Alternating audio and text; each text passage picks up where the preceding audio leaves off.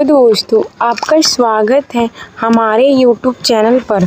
अगर आप मेरे चैनल पे नए हैं तो मेरे चैनल को आप लोग सब्सक्राइब कीजिएगा और ज़्यादा से ज़्यादा शेयर कीजिएगा। यह कहानी है 5 बहुओं की हरियाली तीज की कहानी। गाँव के बीचों बीच एक पुराना लेकिन बड़ा हवेली जैसा घर था। इस घर में एक बड़ा संयुक्त परिवार रहता था, जहाँ 5 बहुएं अपनी अपनी जिम्मेदारियों को निभाते हुए घर को स्वर्ग बना देती थी।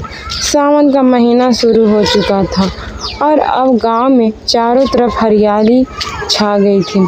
पेड़ों पर झूले पड़ गए थे, खेतों में लहराती फसलें मन को भा रही थी। आसमान में बादलों की गड़गड़ाहट सबके दिलों में उमंग भर रही थी। इसी बीच घर की सबसे बड़ी बहू ने कहा, सुनो बहनों, इस बार की हरियाली तीज हम सब मिलकर बहुत धूमधाम से मनाएंगे। बाकी चारों बहुएं खिलखिलाकर हंस पड़ी। पहली तैयारी पकवान की खुशबू। तीज के दिन सुबह सुबह बड़ी बहू उठ गई। उसने सबसे पहले रसोई को साफ किया और पकवान बनाने लगी। तवे पर घी की खुशबू, बेसन की मिठाई, मलाईदार केक महक पूरे घर में फैल गई। बड़ी बहू पकवान बनाने हुए गुनगुना रही थी और कह रही थी, आज जो खाना बनेगा उसका स्वाद याद रहेगा। दूसरी तैयार रही बाजार की रौनक। दूसरी बहू बाजार जाने की तैयारी कर रही थी। उसने नई साड़ी पहनी और पूजा का सामान लेने निकल गई। वहाँ से वह रंग बिरंगे फूल की माला, सुहाग का सामान, मेहंदी और चूड़ियाँ लेकर लौटी। लौटते समय उसके चेहरे पर एक छोटी सी एक संतोष था कि तीज की पूजा पूरी श्रद्धा से होगी। तीसरी तैयारी सजावट और झूला।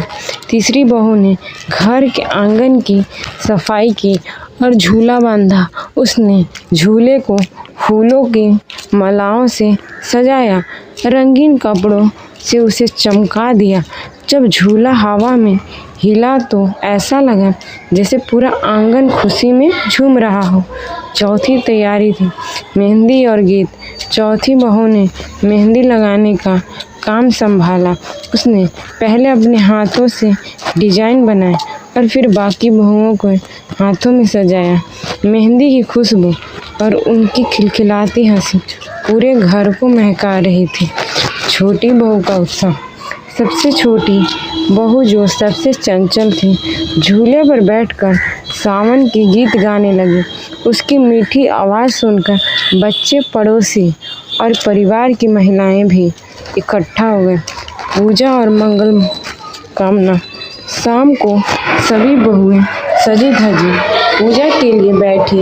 उन्होंने भगवान शिव पार्वती की कथा सुनी, अपने परिवार की सुख समृद्धि और पति की लंबी उम्र के लिए व्रत रखा।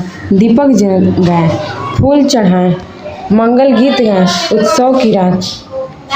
पूजा के बाद सबने मिलकर झूले झूले, पकवान खाए और नाच गाकर त्योहार का आनंद लिया।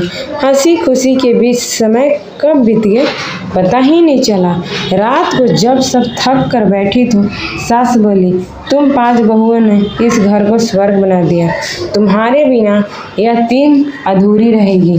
बहुत मुस्कुराते हुए बोली, माँ जी, परिवार साथ हो तो हर त्योहार खास बन जाता है। और सच में उस रात घर में केवल तीज का त्योहार नहीं मनाया गया, बल्कि प्रेम और एकता का